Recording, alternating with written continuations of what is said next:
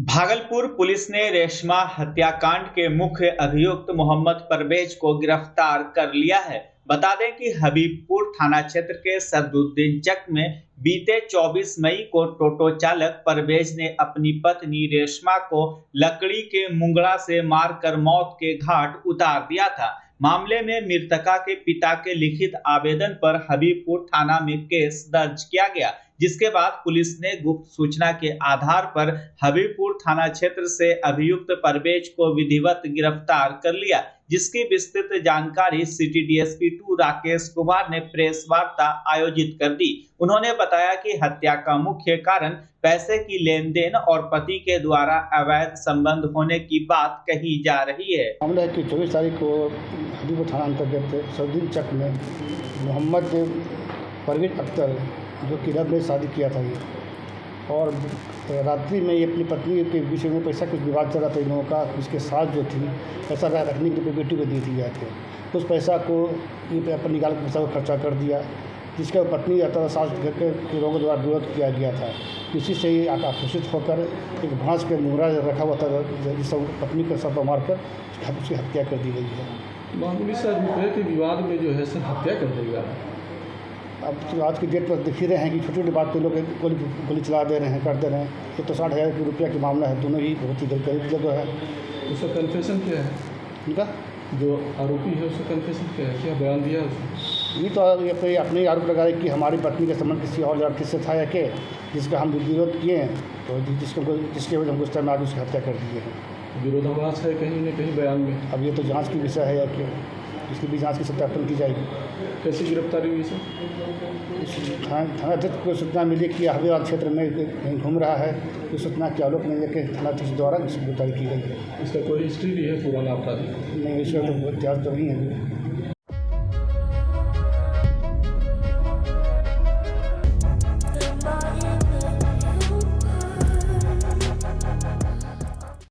सड़क पर गड्ढे, हिचकोले खाते वाहन और परेशान होते लोग, यही पहचान है भागलपुर स्मार्ट सिटी की। एक बार यहाँ की सड़क पर गुजरने पर कपड़ों का रंग ही बदल जाता है, साथ ही लोग प्रदूषण के कारण बीमारी के शिकार भी हो रहे हैं। हम बात कर रहे हैं भागलपुर यूनिवर्सिटी रोड की, जहां राहगीर जान हथेली पर रखकर चलने को मजबूर हैं। विकास के नाम पर स्मार्ट सिटी भागलपुर की सड़कों पर लाखों खर्च किए जा रहे हैं, लेकिन आज जो तस्वीर सामने निकल कर आई है उसे देखकर आप खुद सहज अंदाजा लगा सकते हैं कि स्मार्ट सिटी फंड को किस तरह इंजीनियर लूट खसोट रहे हैं। सड़क का हाल बेहाल है, सड़क से धूल उड़ रहे हैं, लेकिन इन सब चीजों से साहब को क्या लेना देना। उन्हें तो सिर्फ अपना पेट भरना है और पब्लिक को धूल फकाना है। क्या कुछ परेशानी हो रही है? धूल धक्कड़ उड़ता है, रोड खराब है। पानी नहीं छिड़ता है क्या? नहीं छिड़ता है, कभी कभी छिड़ता है। आज पानी आज नहीं छिटा है। क्या नाम हुआ आपका? मोहम्मद मुश्ताक हुआ। रोड में पानी नहीं छिटा है, देखिए धूल उड़ रहा है। कभी कभी छिड़ता है, छिड़ता तो नहीं है बराबर है ना। बहुत आदमी का शिकायत आया है कि नाक से खून भी गिरा है गर्मी में। हाँ, ये धूल की वजह से। जी हाँ। कहाँ से आ रहे थे आप? हम तो आ रहे हैं भागलपुर से, अभी जा रहे हैं साहेबगंज। अब बहुत दिक्कत होती है जाने आने में भी। क्या नाम है आपका? दीपक भारती। कुछ परेशानी हो रही है? बहुत है परेशानी, पानी उन्हें कहाँ छिड़ता है, रोड बन रहा है। क्या कहाँ से आ रहे थे? हम बुढ़ाना काम करके काम कर रहे हैं, रोज आ रहे जा रहे हैं, पानी नहीं छिड़कता रोड? नहीं। क्या नाम हुआ आपका? अरविंद हरी।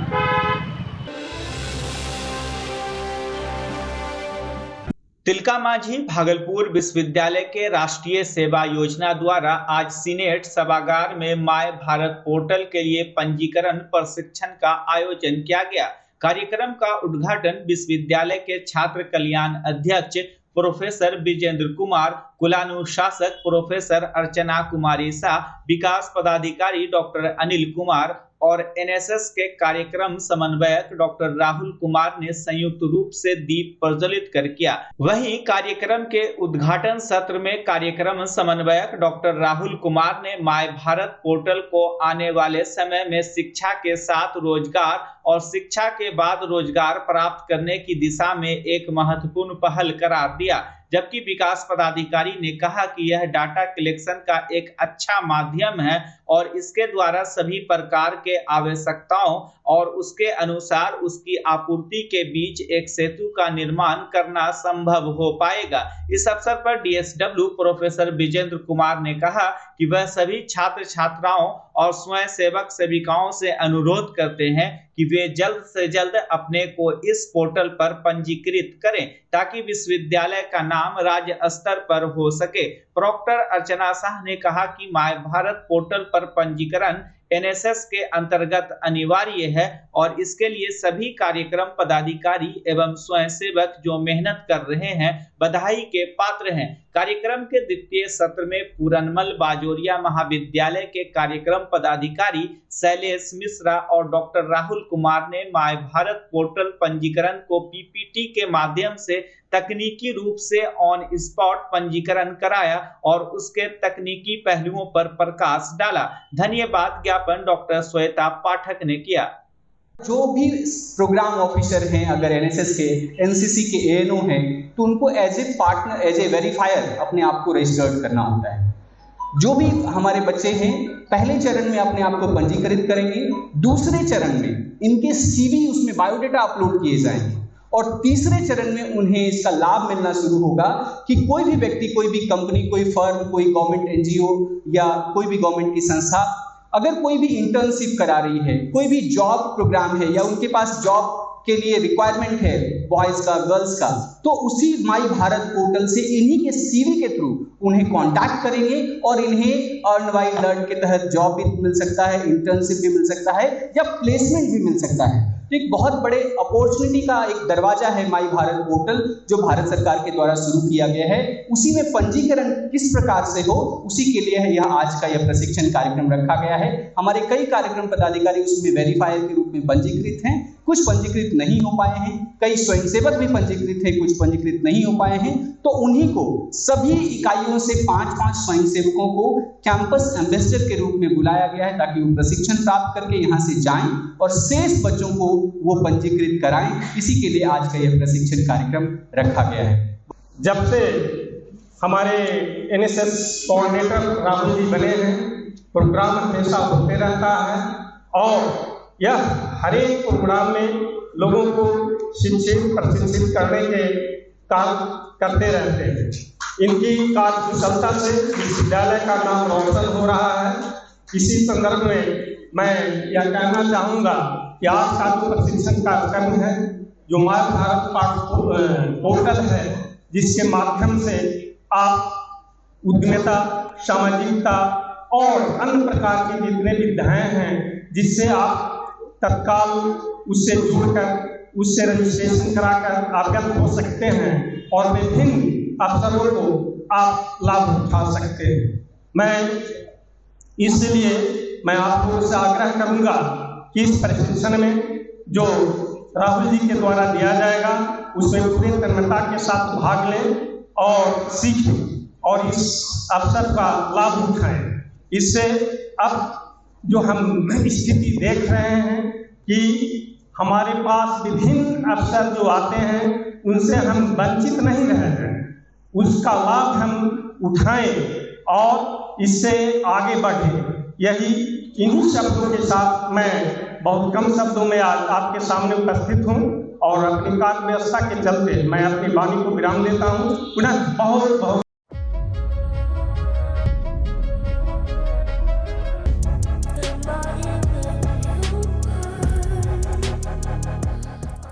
भागलपुर हबीबपुर थाना क्षेत्र के इमामपुर में विगत 24 मई की रात पंचायत की मुखिया इशरत बानो के घर और कार पर हुए हमला मामले में पुलिस ने केस दर्ज कर लिया है। बता दें कि मामले में पुलिस ने मोहम्मद राजा को हिरासत में लिया था, लेकिन पूछताछ के बाद उसे छोड़ दिया गया। इधर पुलिस की जांच में पंचायत में एक सड़क निर्माण को लेकर चल रहे विवाद की वजह से मुखिया के घर हमला कराए जाने की आशंका जताई जा रही है। पुलिस अब भी कई संदिग्धों की तलाश कर रही है, साथ ही तकनीकी अनुसंधान भी जारी है। वही मुखिया पति सरफराज उर्फ मिंटू ने कहा कि घटना के बाद हमारा परिवार दहशत के साये में जी रहा है, लेकिन पुलिस अपराधी को पकड़ने में नाकाम है।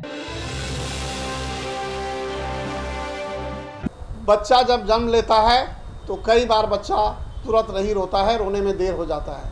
ऐसे में बच्चा क्षतिग्रस्त हो जाता है और उसके बचने की संभावना कम हो जाती है, और यदि बचा तो भविष्य में उसमें विकलांगता की समस्या आती है, जिसे सीपी कहते हैं, जिसका कोई माकूल इलाज नहीं है और ज़िंदगी भर बच्चा विकलांगता से जूझ सकता है।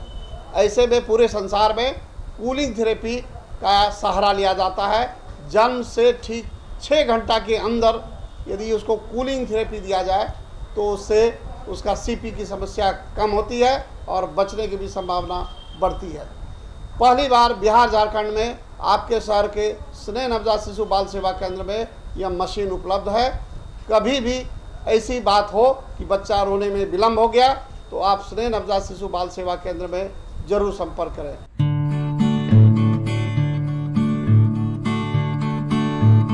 घर शिफ्ट करना हो या ऑफिस रीलोकेट करना हो, मेक माई शिफ्ट के साथ अपने सामान को सुरक्षित पहुंचाइए कहीं भी कभी भी। मेक माई शिफ्ट देते हैं residential and office relocation, long distance relocation, heavy machine shifting, packing and moving, international and intercity moving, car transportation जैसी ढेरों best services. Make my shift packers and movers. For bookings call 8298-181-018 या log on करें www.makemyshift.in। Rinku LED bulb एक बार लाओ और चलाते ही जाओ। हमारे एलईडी बल्ब्स है क्वालिटी में नंबर 1 और एनर्जी एफिशिएंट, जो रखे एनवायरनमेंट और आपके बिजली के बिल दोनों का ख्याल। रिंकू एलईडी बल्ब के साथ एनर्जी बचाओ और बिल घटाओ। ये है पावर सेविंग लाइट जो चले लंबे समय तक और रखे आपके घर को रोशन। हमारे यहाँ एलईडी लाइट्स मिलते हैं एक व्यापक रेंज में जो आपकी हर जरूरत को पूरा करेगी। लेकिन यही नहीं, हमारे एलईडी लाइट सिर्फ चमकदार नहीं बल्कि एनवायरनमेंट फ्रेंडली भी है। तो आज ही लाओ रिंकू एलईडी बल्ब और पाओ 1 साल की वारंटी का भरोसा। रिंकू एलईडी बल्ब्स, नई जनरेशन के स्मार्ट बल्ब्स। आज ही संपर्क करें 8651063786 या मेल करें rinkuledbulb@gmail.com। हमारा पता असाननपुर, भागलपुर, बिहार 812002।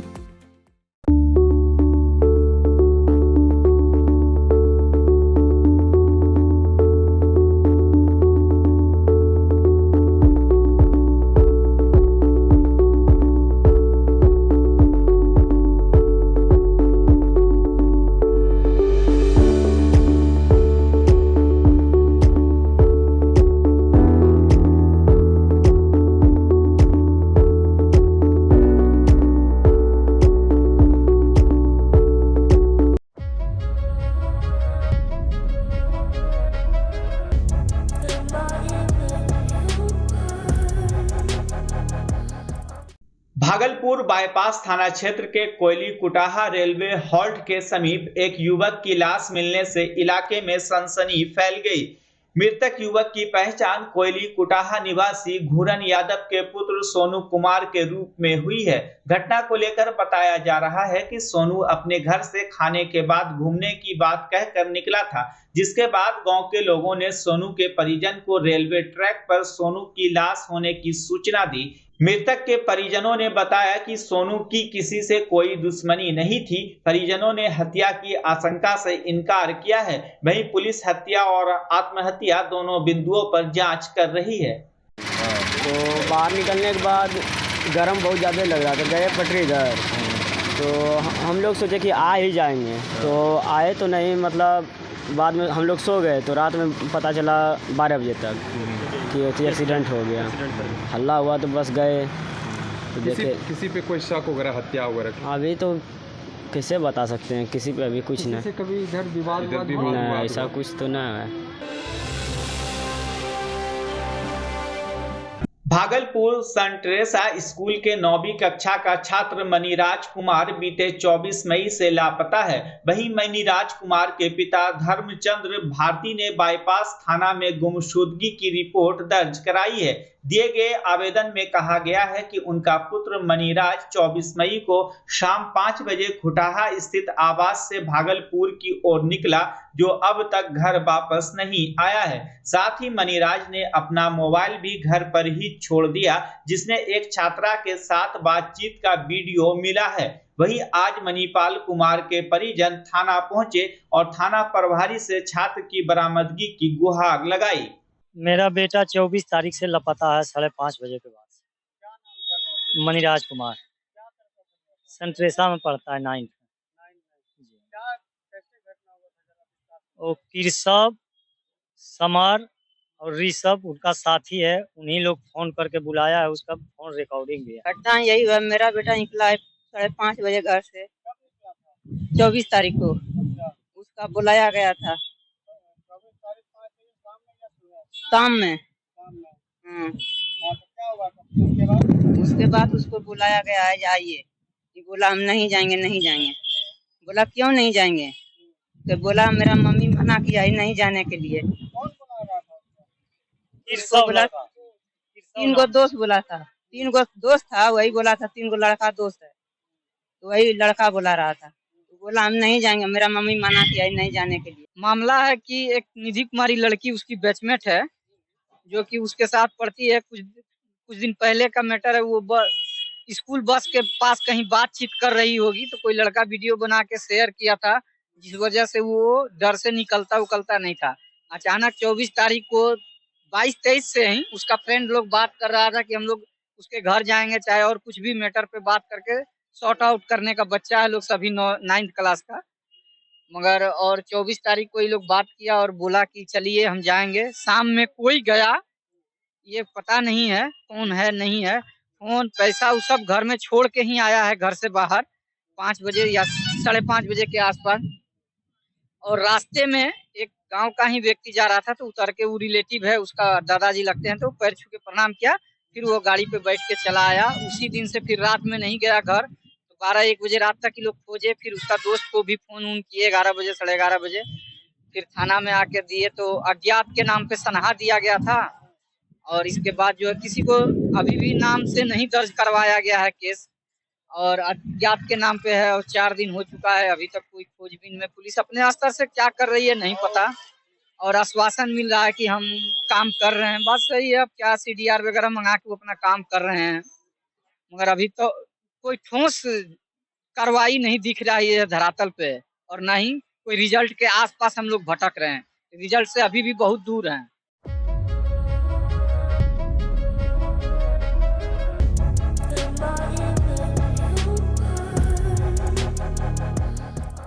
भागलपुर के कहलगांव थाना क्षेत्र में दोस्तों के संग गंगा स्नान करने गए एक किशोर की डूबने से मौत हो गई। मामला कहलगांव थाना क्षेत्र के रामबाग खुटेरी इलाके का है।